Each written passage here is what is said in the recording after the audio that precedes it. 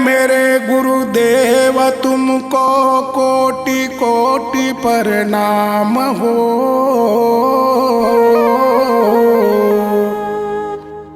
शीश झुका चरणों में तेरी,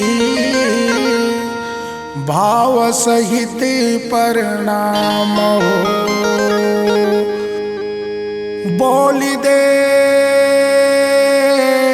गुरु गुरु गुरु घासीदास बाबा की जय।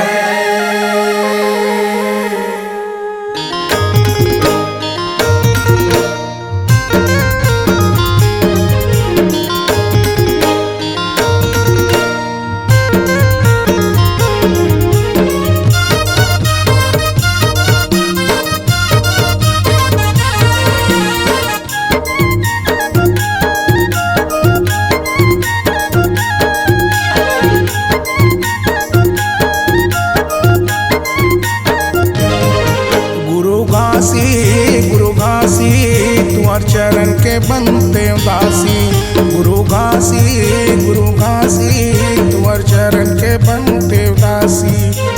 तन के दिया मोर मन के बाती, तन के दिया मोर मन के बाती। ज्योति जलाओ दिन राती। गुरु घासी तुम्हार चरण के बनते दासी। गुरु घासी तुम्हार चरण के बनते दासी।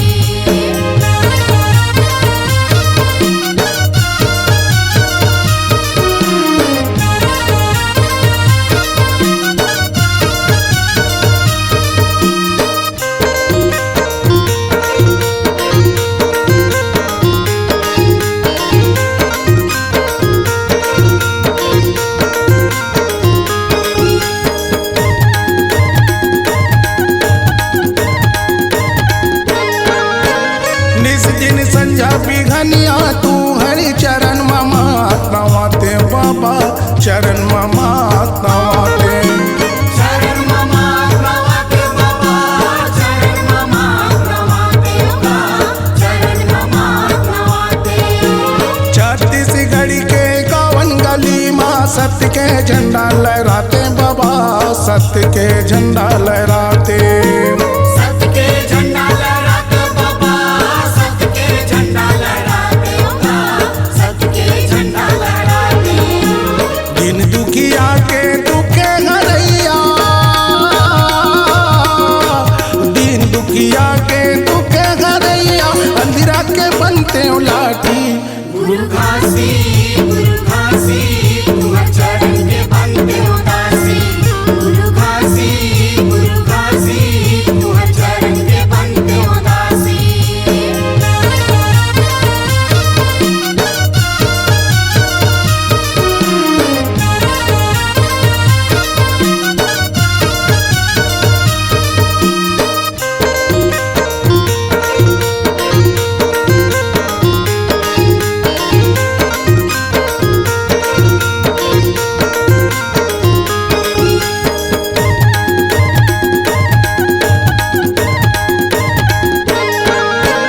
तन मन ला धोते फरियाते तुहर चरण के पानी माँ। तुहर चरण के पानी माँ। तुम्हार चरण के पानी बाबा। तुम्हार चरण के पानी बाबा। तुम्हार चरण के पानी बाबा। हंसाला सत्य के पाठ पढ़ाते सुन के तुहर कहानी ला। सुन के तुहर कहानी ला। सुन के तुम्हार कहानी ला बाबा। सुन के तुम्हार कहानी ला। सुन के तुम्हार कहानी ला। कई दिन के जिंदगानी हवा मो। कई दिन के जिंदगानी हवा मोर काया हवा मोर माटी। गुरु घासी तुम्हार चरण के बनते दासी। गुरु घासी तुम्हार चरण के बनते दासी।